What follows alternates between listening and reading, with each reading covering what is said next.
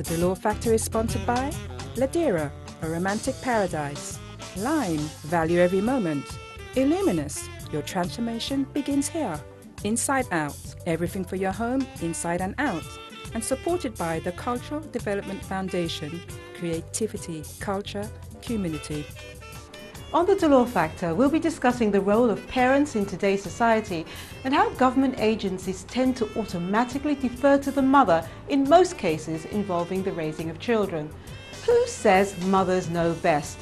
Why do relationships with fathers of their children prevent mothers from deciding what's right for their children? How much should the partner of single parents be involved in decisions that do not involve children that don't belong to them? Join me and my guest as we discuss, do mothers always know best?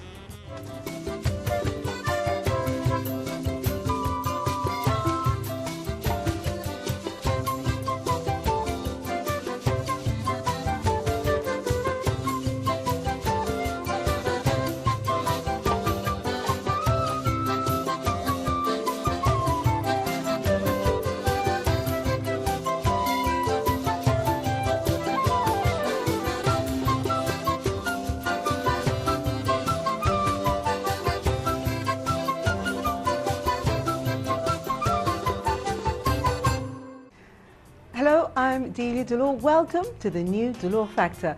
This is our first program at our new home here at Choice TV. We decided that after a successful 3-year run at DBS, it was time for some changes, so here we are.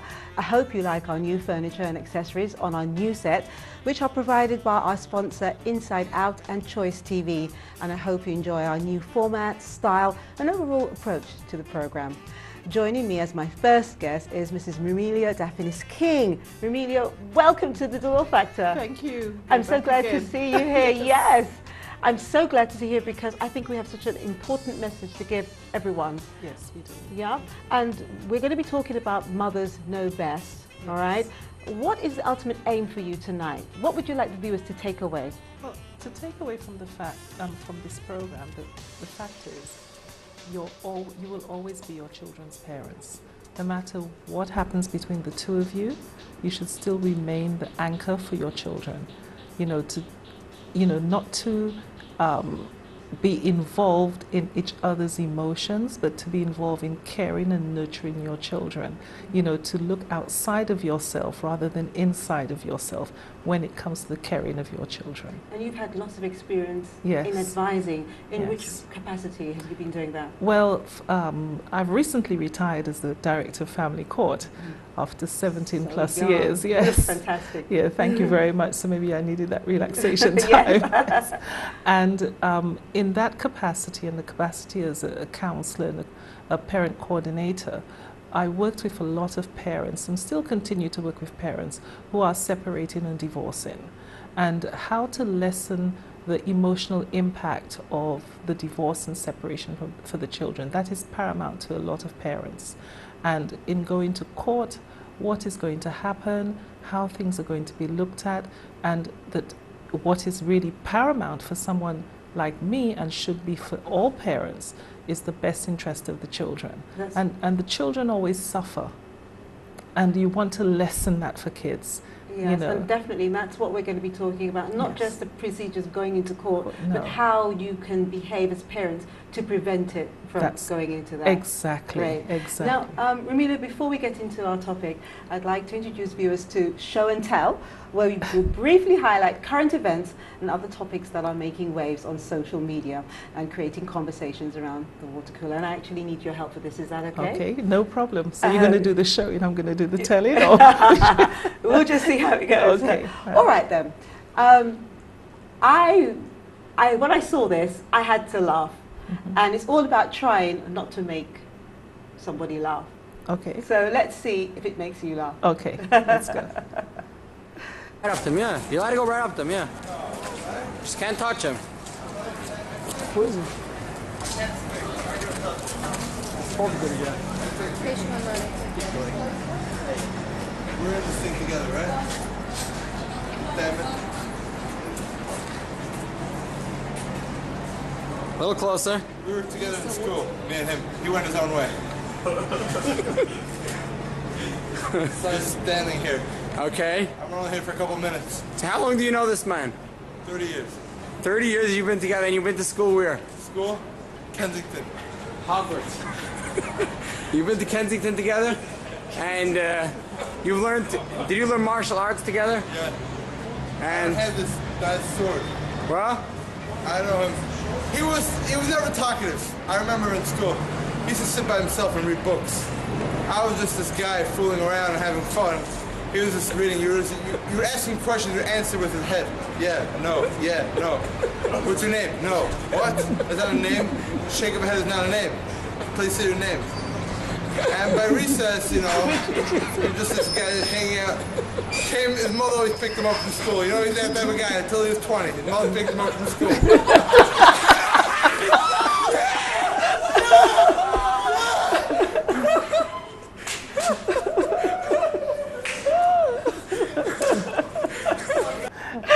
That's something else. Yes. And he goes, Because they're not supposed to laugh. No, they're You're not not supposed to show laugh. any form of emotion. yes. Yes. And I remember going, you know, Yes. down there and trying my best to get one of them to, and didn't work. No, not at When I all. saw this guy, actually, not even what he said made me laugh. It's the way his hair Yes. was that made me laugh. Oh yeah, I was wondering about the hairstyle. Where did he get that from? Yes, and another thing I'd like to show viewers is I took a picture. I was travelling through St. Lucia, and I took a picture, and I just could not place where that was. Let's see how good you are. Oh gosh, that's at a challenge. locations in St. Lucia. Where do you think that is? I think that's in Dennery. Yes.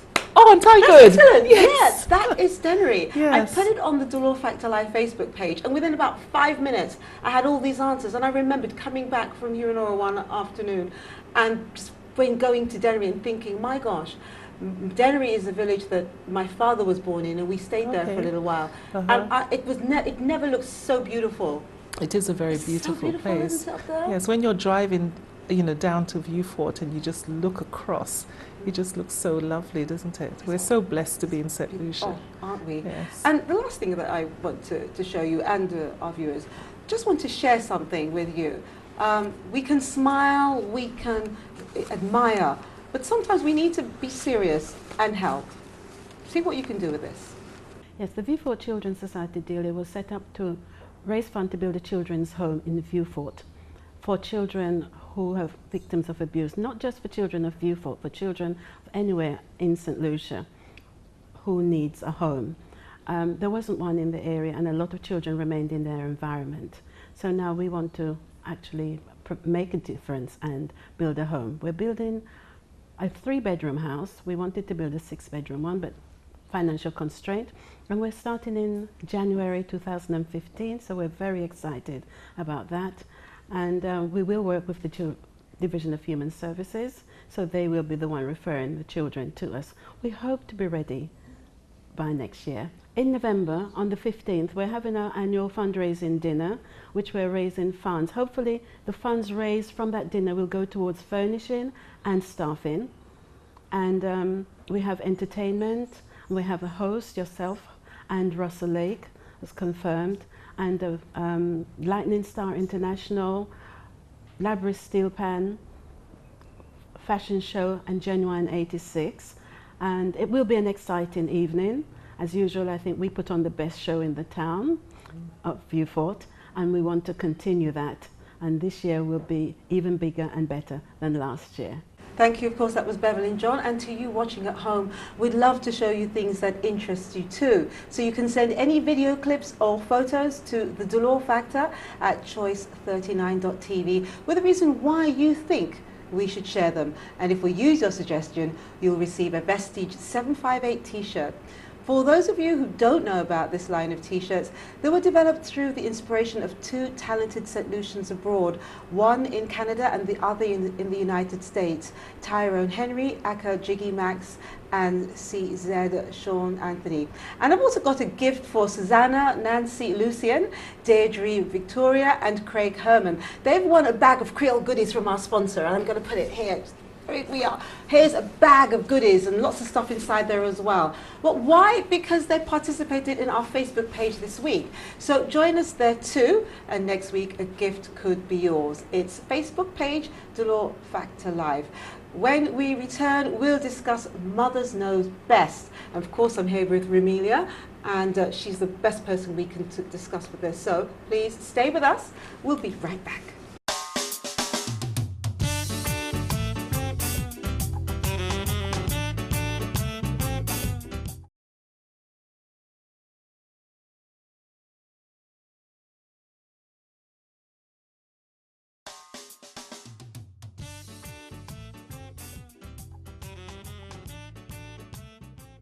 Welcome back to the Dolor Factor. I'm here with Rumelia Dalphinis-King, and we're going to ask you to think about mothering, parenting. Do mothers always know best? Rumelia, let's ask that very important question first. Do mothers always know best? Well, that's not a question that you can answer yes or no. Okay, I think we need to get that out of the way. It also depends on the relationship the mother has with the child, and even when there is a firm attachment, sometimes as mothers we may not know best depending on what the circumstances are. Okay, so parenting a child, if it's mother alone, she knows her child better than anyone else. Parenting the child, if it's a dual responsibility between mother and father, it depends on many factors. Sometimes a father may know better depending on what the circumstances are, and sometimes mum would know better. So that's why it really takes two to parent a child most of the time. And how could we possibly try to decide which parent would know best? How? I know situations could be different, but especially, people always say, well, when parents are separating or parents are not getting on, that's when it's problematic. But I disagree totally, because you can be together as a family and you're still disagreed as to who should, have the last word in parenting, mother and father. Right. But you see, what needs to happen, you see, communication is the key. Let me put it this way. Communication always has to be number one. Now, if parents are not communicating well about their relationship, they're not going to be they're not going to be communicating very well at all when it comes to parenting of their children. When they are separating, when there's discord in the relationship, one of the first things that just disappears out of the window is the art of communication, if they even had that before.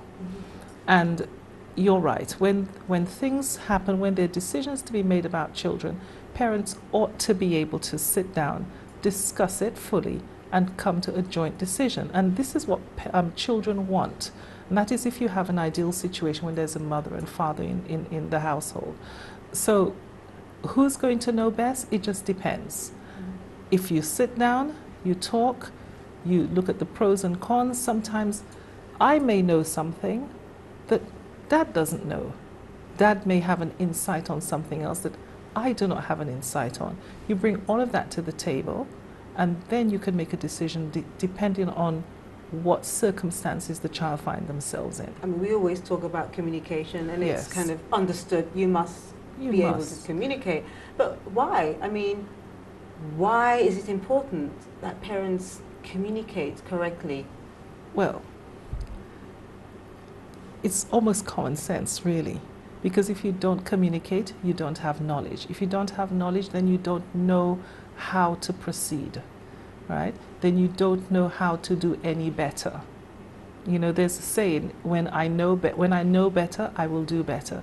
And it is true. Some of us, we don't know better at the time, so we don't do better. But if we sit down and talk with each other, if we communicate our feelings and our thoughts, our ideas with each other, and we do it in a respectful manner so that nobody becomes defensive and nobody gets offended, then we are better able to look at how to support our children, particularly when they're going through, the very trying impact of when parents are going to be separated from each other. So that means the child is not going to have at least one of the parents with them as often as they used to be. Have you found that when parents get together, they're so busy falling in love, making home, whatever it is, that when finally they're expecting, they don't maybe sit and talk about what it means to discipline a child, or how they define being a mother or a father. Has that ever come up in anything you've had to deal with? Yes, it does, because when you're speaking with, excuse me, when you're speaking with a couple who is separating, and you ask, well, you know, what happened when you all were first getting together? What did you all talk about? What plans did you all make for yourselves as a family, as a unit? When you all were planning, sometimes babies are not planned, but the baby's on the way. What hopes and dreams and aspirations and expectations did both of you have of how you're going to raise this child? Did you talk about disciplining, how you're going to discipline, what methods of discipline you're going to use? And that is another thing. You know, all of us come to the relationship with our own life experiences, and our life experiences are going to be very different. It doesn't mean to say that the life experiences that we've had, we're going to use it in our families that we are now creating.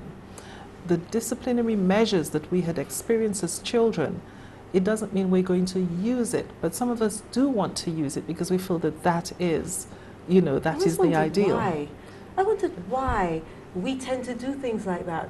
Because if you come from a family that you feel, you know what, when I get older, I don't want to do this. Why is it many, many times you'll hear someone say, you're just like your father, you're just like your mother. Yes. You haven't really, you say you're going to change, but you haven't. You have, because you see, when we are feeling under stress, we revert to something that we know and something that we are comfortable with. You understand? Yes. So we will revert, and then we'll one day wake up and say, oh my goodness, I sound like my mother. Or somebody may say to you, well, you're acting just like your father. And it's usually done in a negative way rather than the positive. You know, so all of this, you know, it's always when we're under stress, when we're frustrated and we don't know better, we revert. You know, we revert to what we know. Because some of our parenting skills we have taken from how we were parented ourselves. And you're right, sometimes we say, you know, when I grow up, I'm not going to do this to my kids. And some of us don't. Some of us decide, no, this did not work for me, and I'm going to make a concerted effort not to bring it into the family that I am now creating. But sometimes, though, we get on with our lives and we don't remember that, especially when we fall in love. No. Especially... Everything goes out the window. Yes, Yes. It does, until a problem arises. Right. And so, for me, having this show, I'd like us as parents, as adults, to accept some responsibility. Yes. And to stop and expecting that we are, whether we are mother or father, mostly mothers, it's our child. We are going to be the ones who say what goes on with the child without fully remembering where you came from. Is this would you like your mother to make all the decisions, especially if you had a father who you loved? Think about that, and when we come back from the break, Rumelia will tell us some more. See you soon.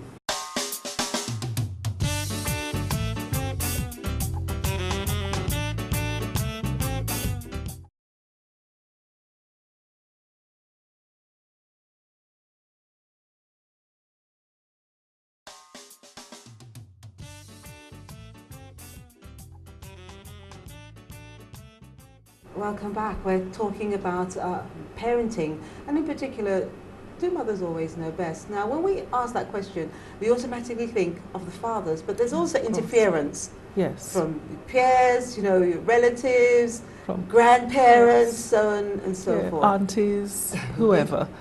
Always Yes. want to tell you what to do with your families. But in having this show already, so many questions have come to us, and I feel saddened to say that most of the time, women are saying that the fathers are not respectable enough for them to have a say in the child's life. The father left them for somebody else, and that he made his choice.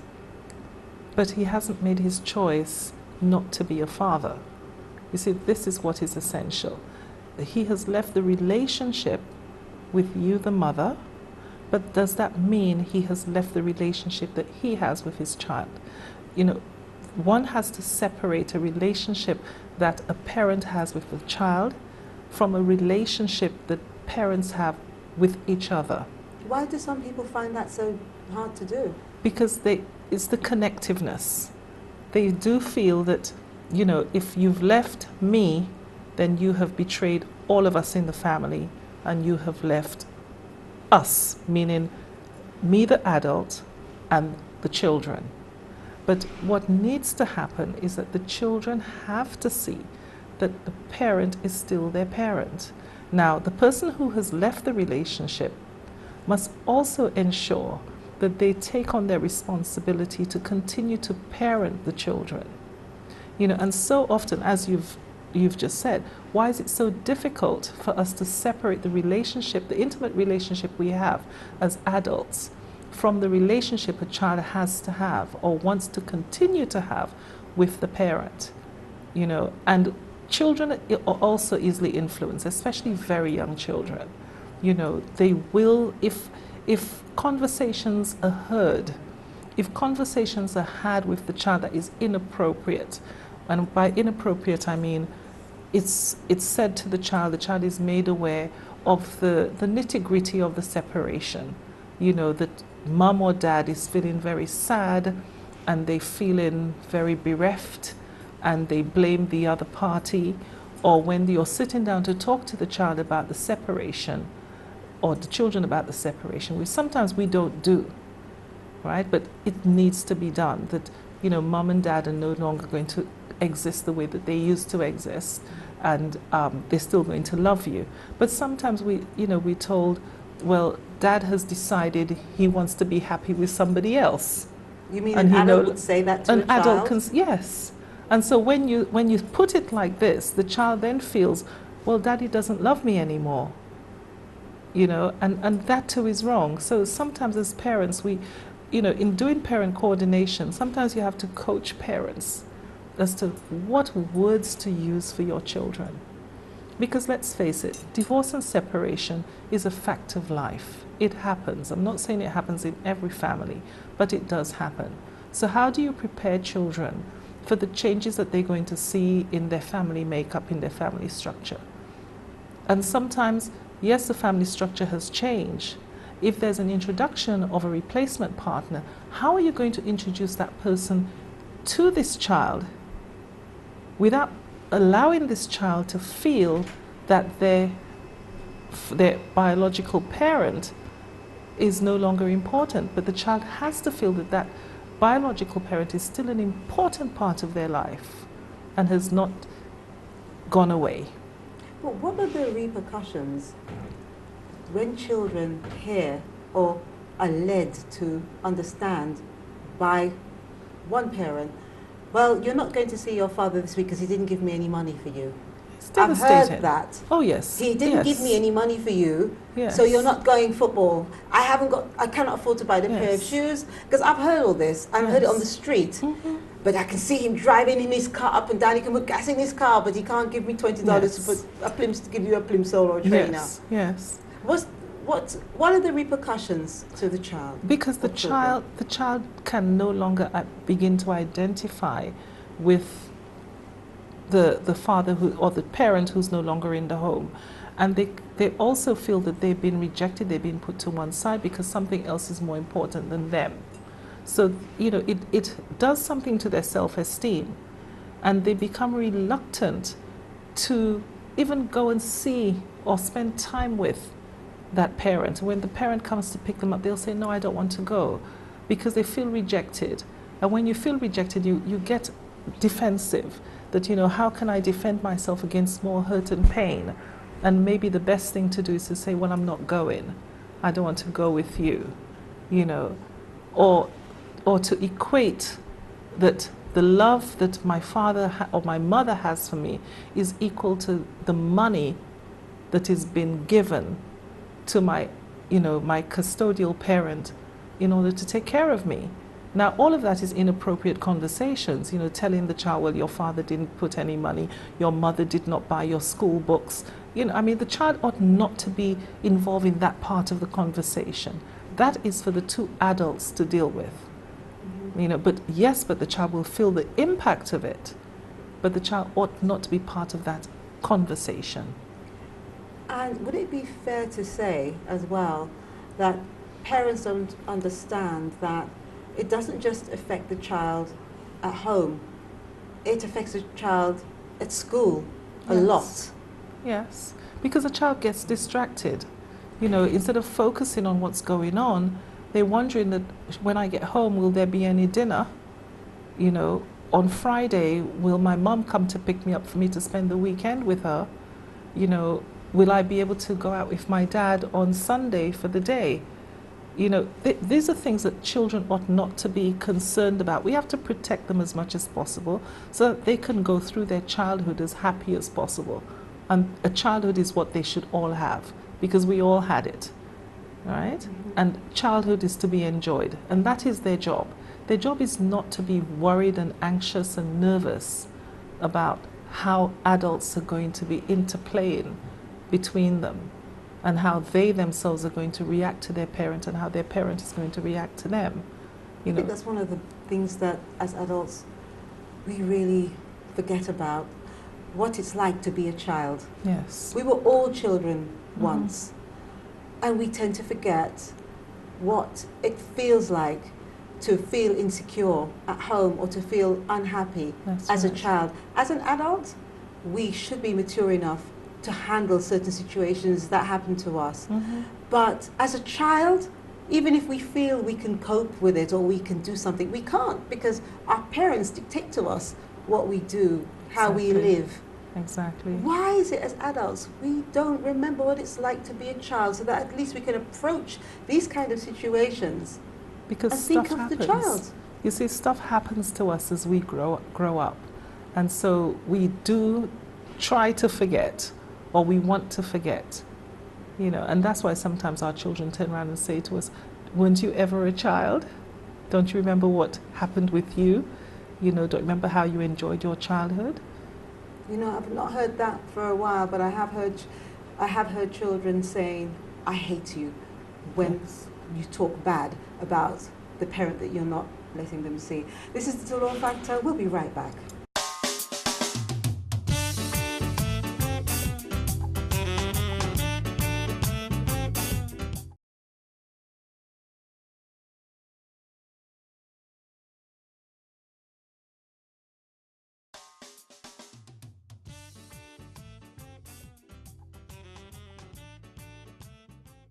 Welcome back. We're talking about mothers and fathers and how sometimes they forget to put their children's best interests at heart.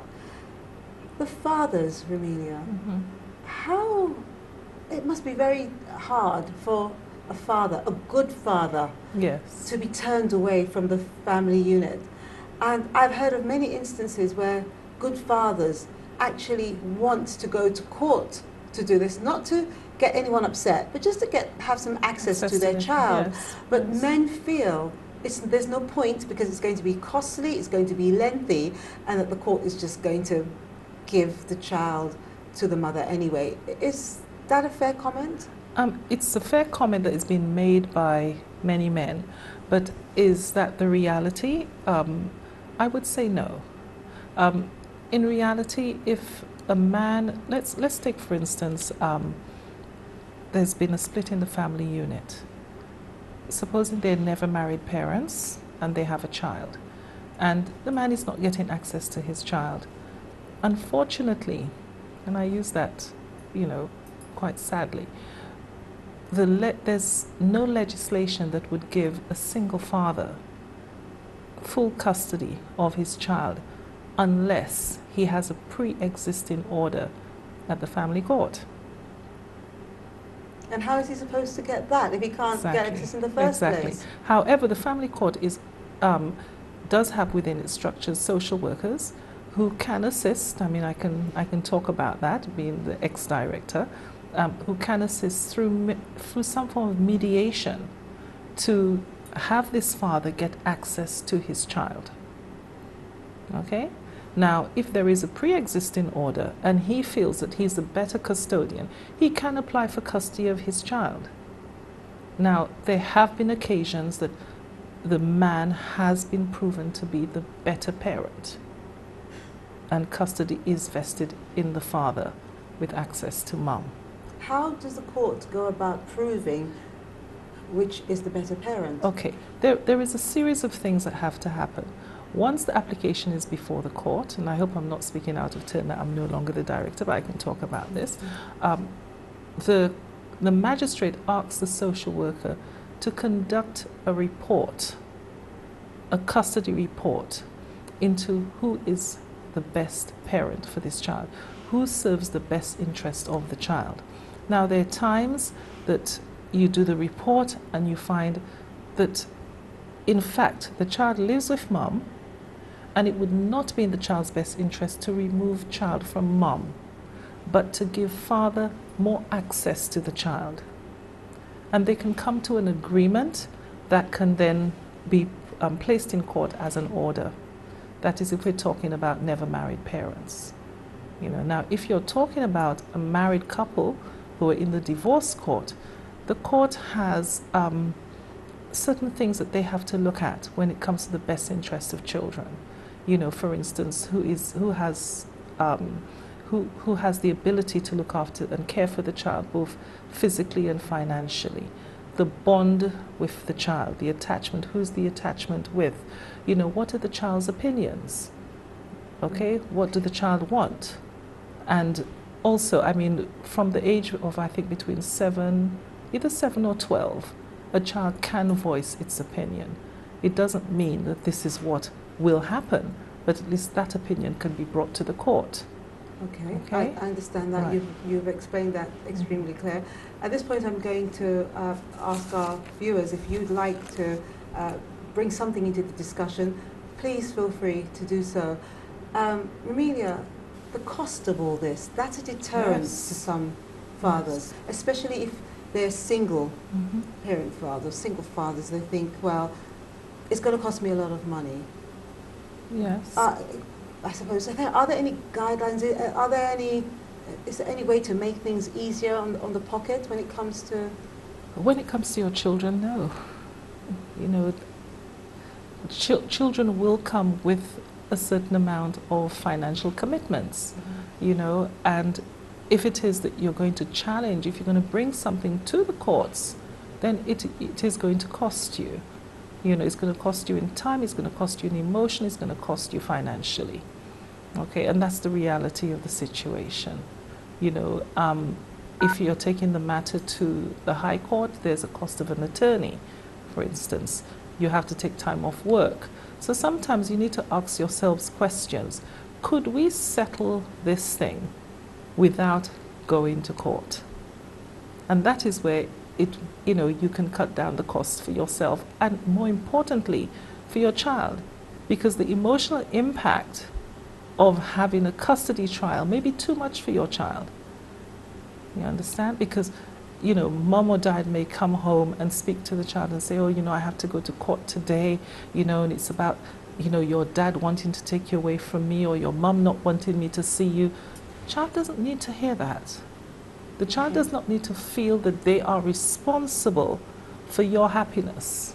And they do not need to feel that they're responsible for the way you feel about each other. Okay.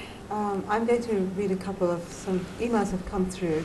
How involved should a father be in his 5-year-old son's life? I know it's a big question. How involved should a father be? It's coming from a female. He should be as involved as the mother. It should be equal involvement. If he wants to take the child to school, you all can make up a schedule. Who's going to take the child to school? Who's going to pick him up? If he is interested in what school the child goes to, sit down and have that kind of discussion with each other. Because the two of you made this child. We didn't make the child on your own. And you need to have that support from each other for your child.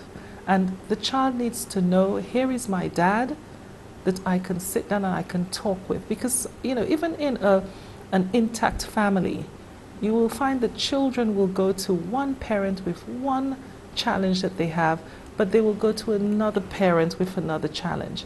And so that way the child has the option of which parent that they go to talk to. And the child has to feel loved by both parents.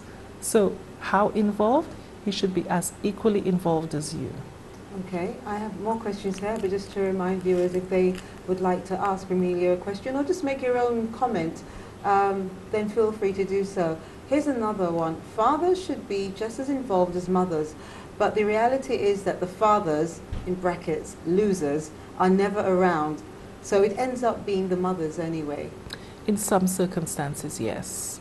You know, the burden, well, I shouldn't use the word burden, but for want of a better word, the challenges of raising children sometimes always falls on the mum.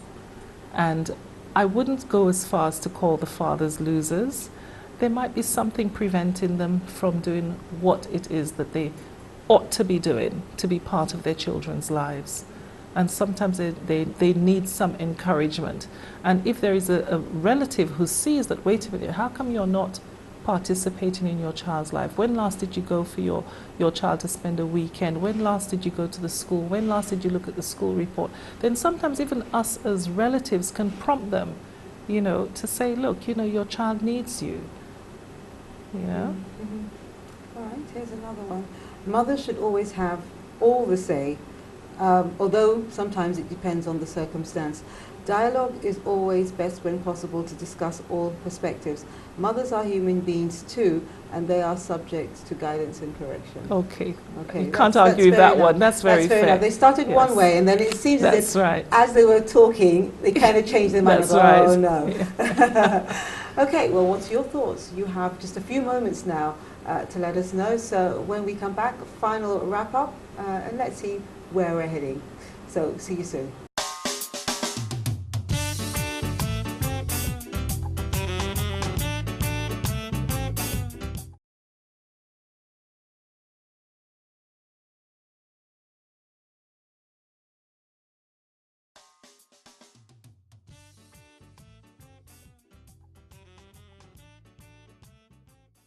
Welcome back. Well, lots of questions are coming here. There's just lots of questions coming on the Facebook. So you can always join us on Facebook, and also you can email us the Dolor Factor at choice39.tv. Okay. Let me see which one I can. There's some long stories here which I just cannot read. But here's one. From a biblical point, the man is the head of the house. But there are some men who don't step up to the plate, so the mother has to take up the hat.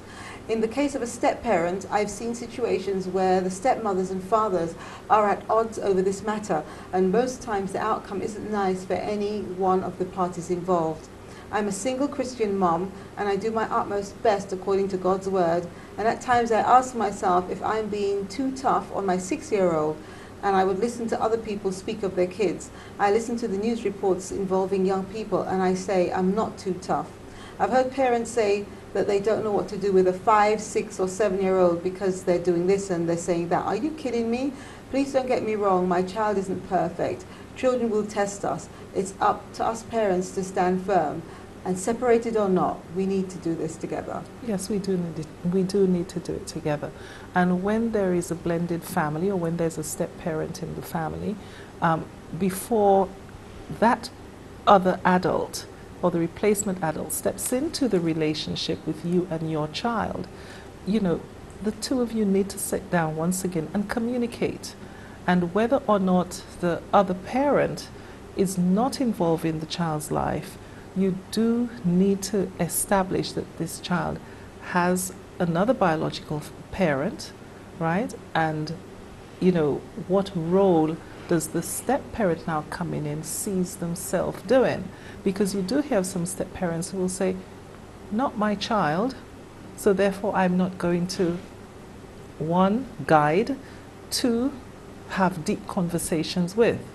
Then you'll get the other side, end of the continuum, where they almost replace the biological father or the biological mother.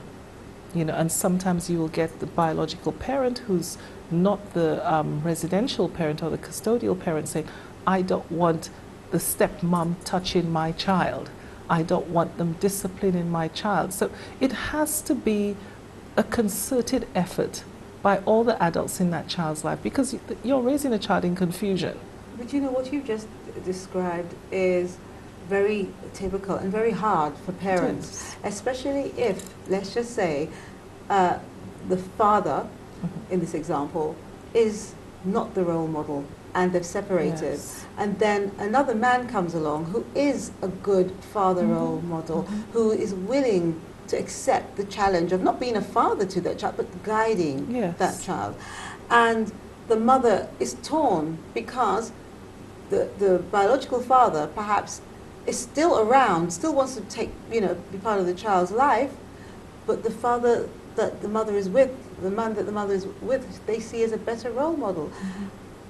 It's confusing patterns, confusing messages going out to that child. That's correct. That's correct. But it's very difficult to handle situations like that. That is why the adults, no matter how they feel about each other, have got to talk. And, like we said at the beginning of the program, the communication is the key. Communication is the key in any relationship that you have, whether it's an intimate relationship, whether it is a relationship you're having with your friends, or whether it's a parent and child relationship. They need to sit, especially if you know it's going to be a serious relationship where this person is going to enter your household and be part of your children's lives. It's essential that you talk about the expectations, what role the person is going to play, right, within the household, within your children's life, and have it concreted right there. So there's no ambiguity going on there. Well, I hate to say this, but if one of the key things is communication, and we're supposed to love our children, it feels as if the parents can't communicate, either one or both of them are ignorant. Because if you are of a certain level in terms of your thought process, in terms of how much you love your child, why wouldn't you want to, even if you may dislike the mother, you may dislike the partner of the mother or the father, but ultimately, if you are of a certain, your attitudes, your processes. I don't want to call anyone ignorant. Yes. It's a strong word. But to me, that's the bottom line here. Yes. No matter how much hurt you may feel that perhaps you're not with the father of your child, you have to be thinking of that child. But you see, what has to happen, and no pun intended here, when we as adults have our own issues with each other, we need to put that to one side. Put it on the coffee table. Put it at the back of us in order to concentrate on the best interest of the child. And very few people are capable of doing that. Very few will say, well, okay, I have my issues with you, but how can we get together for the best interest? Then there are some parents who would say, I want nothing to do with the child. I have seen that and I've been shocked at that. And I wonder what else is going on. And you try to find out what else is going on, and sometimes you meet a brick wall that you can't get past.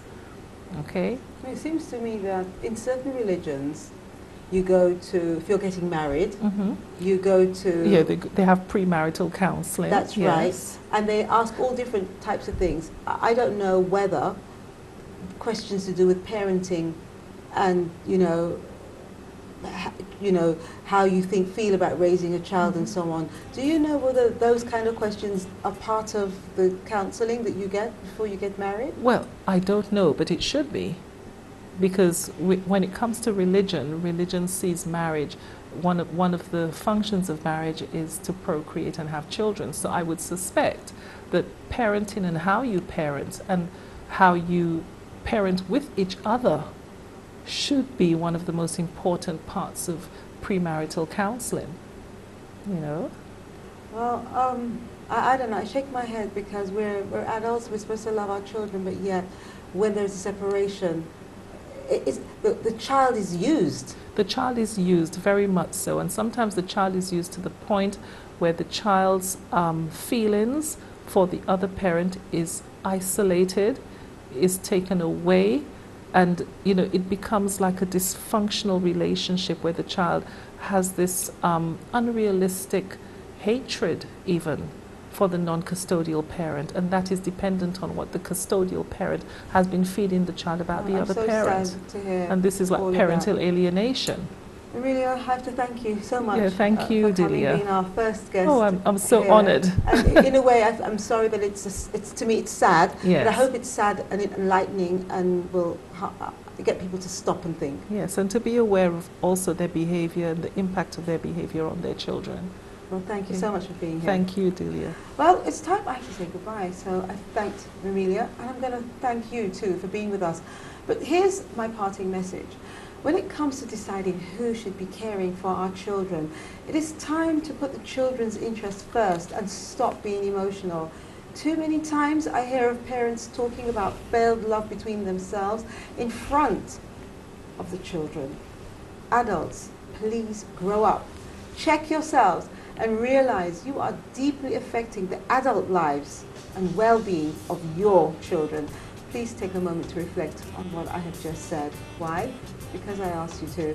On behalf of my guest, Rumelia Dalphinis-King, the Dolor Factor team, Choice TV and Caravision, until next time, goodbye. God bless.